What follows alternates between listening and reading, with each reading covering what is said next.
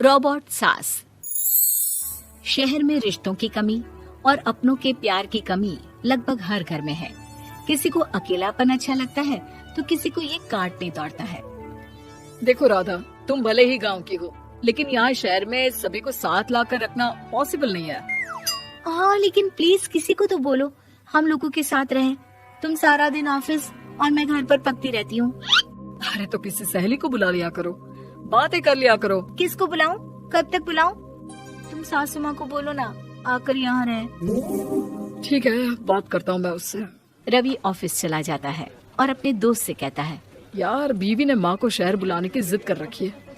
अब सोच रहा हूँ कि ऑफिस से दूर जाकर कहीं कोई घर ले लो किराए में। अब 2 कमरे का मकान तो पास में महंगा ही पड़ेगा ना। पर यार गांव की लड़कियों को शहर शादी करके लाओ तो यही दिक्कत होती है। वो लोग समझ ही नहीं पाती कि शहर की जिंदगी कितनी मुश्किल है।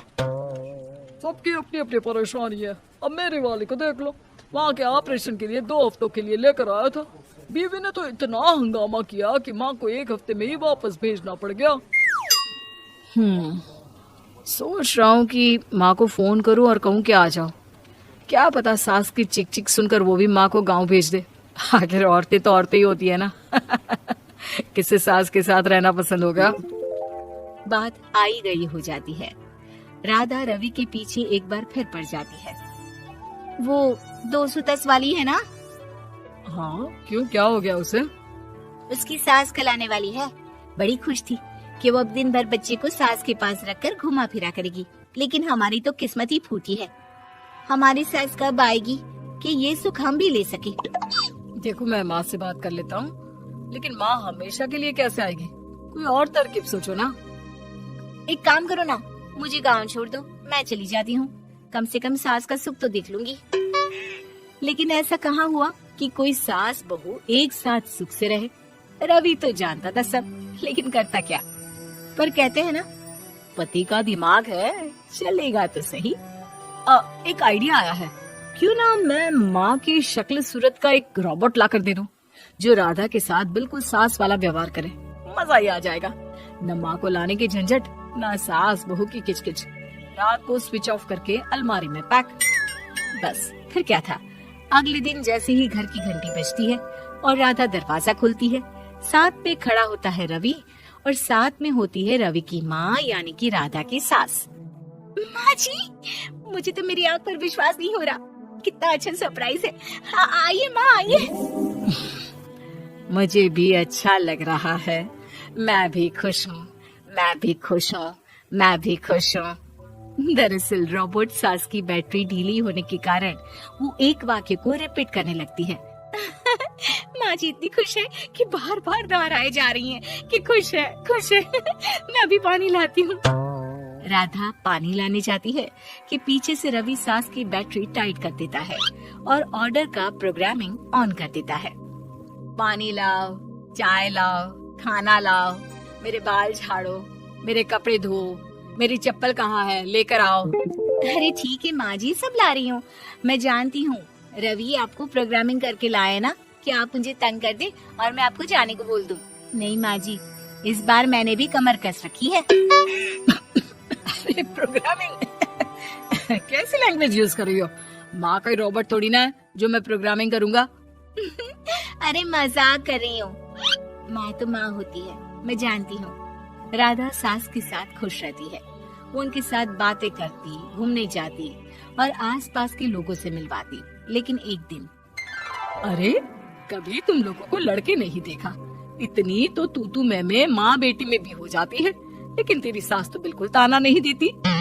हाँ ये तो है, ताना तो नहीं देती, लेकिन ऑर्डर बड़े बड़े देती हैं। अरे ना मानना, 2-4 ऑर्डर अपने आप ठीक हो जाएंगी। तभी देखेगा असली रंग। कौन सा तेरे बुलाने पर आई है, बेटे के बोलने पर आई होगी बुढ़िया। बात तो सही है, लेकिन यार कोई बात नहीं ना, सास लड़ाई करे भी तो कोई परेशानी नहीं है। कितना ख्याल भी तो रखती है। ये तो है, लेकिन तेरी सास तो बिल्कुल नहीं लड़ती। ये कैसे? खैर मुझे क्या। पड़ोसन तो चली जाती है, लेकिन राधा के मन में सवाल छोड़ जाती है कि ये सास है भी कि नहीं। रात में राधा रवि से कहती है, मैं ना माँ जी के पैर दबा कर आती हूँ। अरे लेकिन वो तो मैंने अलग कर दिया है। क्या क्या कैसे कहा? नहीं नहीं, मेरा मतलब कहा कभी माँ का पैर गांव में रहा करता था तो मैंने काट कर मतलब माँ को शहर ले आया ना। ओ ओके ओके। रवि चैन की सांस लेता है कि चलो कुछ तो बहाना मिला, लेकिन कब तक? रवि रोज माँ के पैर दबाने के बहाने रॉबर्ट को कमरे में ले आता और डिसमेंटल करके रख देता। एक रोज, मैं आज माँ जी की कोई बात नहीं मानूंगी, देखती हूँ कैसे नहीं लड़ती। अरे ऐसे भी सास किस काम की जो खटर पटर ना करे। सास का डिमांड मोड ऑन होता है। खाना दे दो, पानी दे दो, नाश्ता चाहिए। लाई माँ जी। मैं ना देने वाली खाना पानी। लेकिन समय बीतता जाता है। दोपहर और फिर शाम और फिर रात। बहू सास को कुछ नहीं देती, लेकिन रॉबर्ट सास कुछ नहीं कहती। रात को जब रवि घर आता है, राधा रो रही होती है। अरे क्या हो गया? तुम्हारी माँ ने मुझसे लड़ाई की, खूब खरी खोटी सुनाई। मैंने तो आज सुबह से खाना भी नहीं खाया है। रवि समझ जाता है कि राधा झूठ बोल रही है, क्योंकि खरी खोटी वाली प्रोग्रामिंग तो उसने की ही नहीं थी। मैं माँ से बात करता हूँ, तुम परेशान मत हो। रवि रॉबर्ट माँ को लेकर कमरे में चला जाता है। वो उसे डिसमेंटल करके रख ही रहा होता है कि राधा, चलकर देखती हूँ माँ जी कहीं रवि को मेरे खिलाफ भड़का तो नहीं रही है।